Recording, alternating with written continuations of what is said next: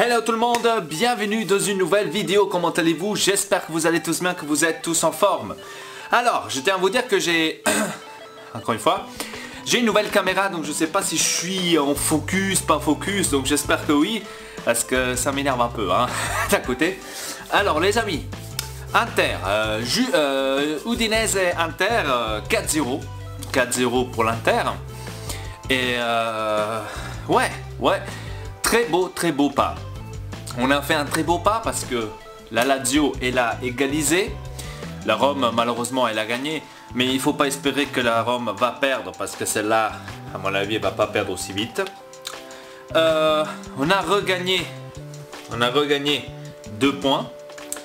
Et enfin, on pourra dire que la Lazio a fait enfin son erreur. C'est que on s'attendait. Je vais vite fait voir le classement pour que je peux un peu voir à combien on est. Je crois qu'on est à 69, eux ils sont à 70, un truc du genre, la Lazio.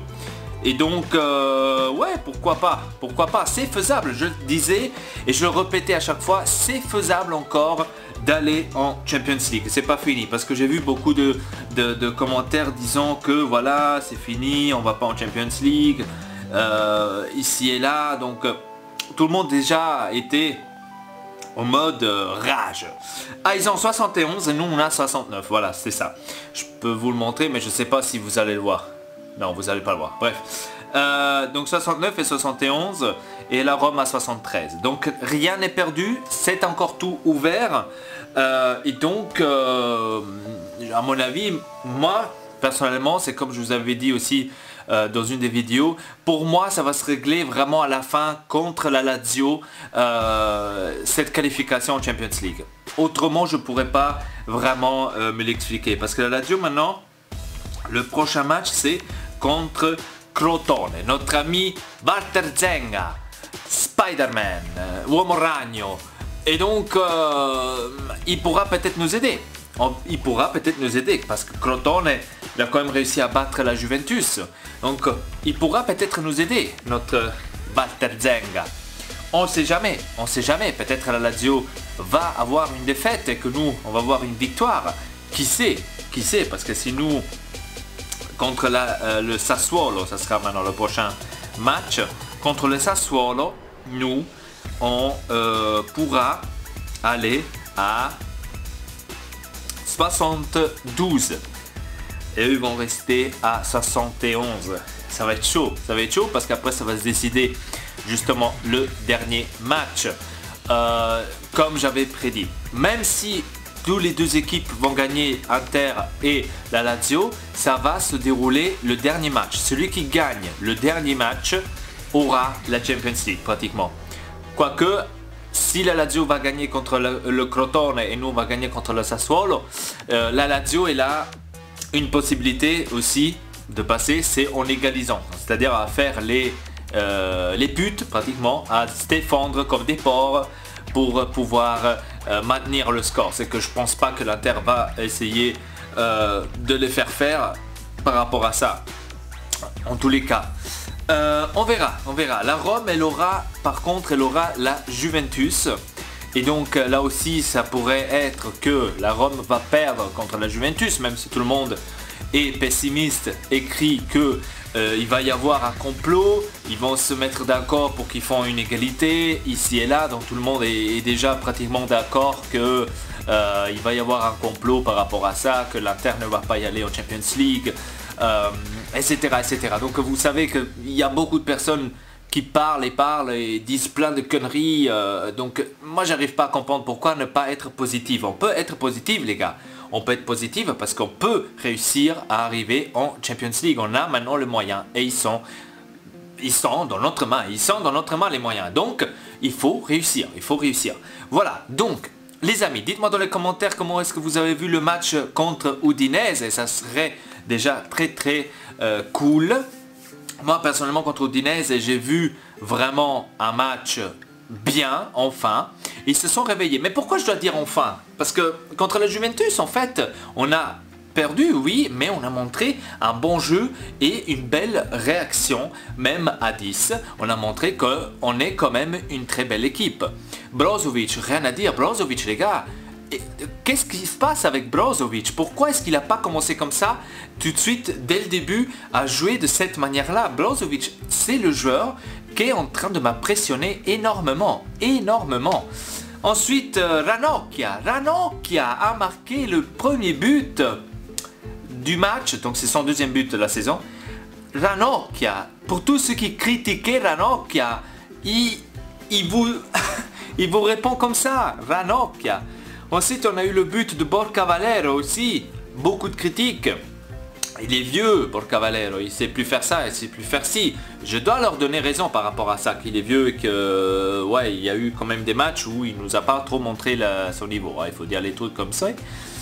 Mais Borca Valero aussi, il a marqué. Ensuite, magnifique but des deux joueurs, Rafinha et Icardi. C'était pratiquement les mêmes buts, hein, les deux.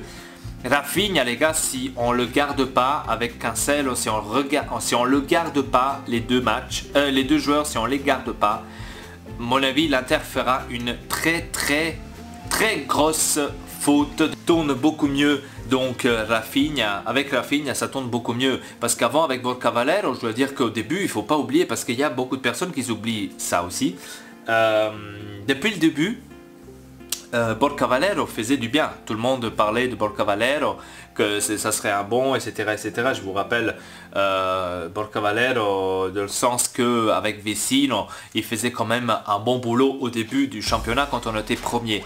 Donc tout le monde est en train de dire, voilà, Borca Valero, l'un des plus forts avec Vecino, nanana, donc tout le monde est en train de le fêter. Maintenant, vers la fin, je dois dire que si Borca Valero, il s'est un peu laissé aller, il a fait beaucoup de fautes. Je vous donne raison quand vous dites il est trop vieux, etc. etc. Mais quand il doit être là, je pense, ça c'est un joueur que quand il doit être là, quand on a besoin vraiment d'un joueur comme ça, il est là. Il est là. Par exemple, là, maintenant, contre l'Udinese, il n'a pas fallu maintenant qu'il soit là, mais il n'a pas fait énormément de fautes. Quand on a vu le changement, d'ailleurs, je dois dire, le pire contre l'Udinese, c'était Candreva. Candreva, les gars, je sais pas. À mon avis, lui, l'année prochaine, il va pas rester. Candreva, je le vois en ce moment vraiment, je sais pas, un peu démotivé peut-être, parce qu'il n'arrivera pas à trouver son premier but. Mais qui sait si l'ironie du sort, hein, c'est une réflexion que... L'ironie du sort que Candreva ne va pas marquer contre la Lazio et qui nous ramène la victoire pour aller en Champions League. Qui vous dit ça? C'est qui vous dit ça que ça va pas arriver? J'ai une drôle de sensation par rapport à ça. Ça serait un kiff énorme. Ça serait un kiff énorme. Ouh, si j'y pense. Donc pour moi, Candreva, c'était le seul, le plus mauvais, je pense, du match, c'était lui. Après l'entrée de Caramo 10 minutes à la fin, ça par contre je ne comprends toujours pas, hein, comme je n'avais pas compris la dernière fois qu'il avait mis 5 minutes à la fin. Je suis désolé, ça c'est des remplacements que moi personnellement je ne trouve pas logiques. Je suis désolé parce que quand tu vois qu'Andreva pendant 30 minutes, même pendant toute une moitié du match de 45 minutes, plus encore le reste de la deuxième mi-temps, tu le vois qu'il galère, qu'il n'arrive pas à faire ce qu'il doit faire. Moi déjà à la deuxième mi-temps je l'aurais enlevé complètement. Je ne sais pas pourquoi Spalletti l'a laissé encore dans le match, ça j'ai pas compris. Moi je l'aurais changé. Je vois que Candreva, je sais pas, il a quelque chose que non, ça va pas. Moi j'aurais mis tout de suite titulaire Caramo.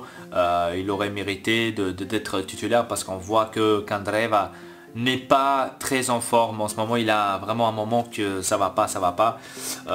Mais comme je vous ai dit, ça se peut que maintenant contre la Lazio, imaginez-vous, il va vous marquer le but de la Champions League pour aller en Champions League. Celui-là il va être sacré, mec. Celui-là il va être sacré, ils vont lui faire une statue en or. Donc on verra ce qui va se passer les gars, et moi j'espère et j'y crois encore qu'on va se qualifier en Champions League. Moi j'y crois encore parce qu'il y a encore les moyens de se faire. C'est tout dans notre main. Maintenant, notre objectif, c'est de gagner les 2 prochains matchs contre Sassuolo et Lazio. C'est tout pour aller en Champions League. Il faut gagner les 2 prochains matchs. C'est clair, c'est d'office. C'est d'office. Contre la Lazio, il faut faire le match de notre vie. c'est d'office. Et contre le Sassuolo aussi. Ça va être 2 grosses finales de Champions League pratiquement. Qu'on doit jouer. Donc, allez les gars, Forza Nerazzurri, on va réussir, j'espère. Et donc avec ça les gars, mettez un like à cette vidéo. Dites-moi dans les commentaires si on va réussir à se qualifier en Champions League ou pas. Forza Inter, à très bientôt pour une nouvelle vidéo. Peace.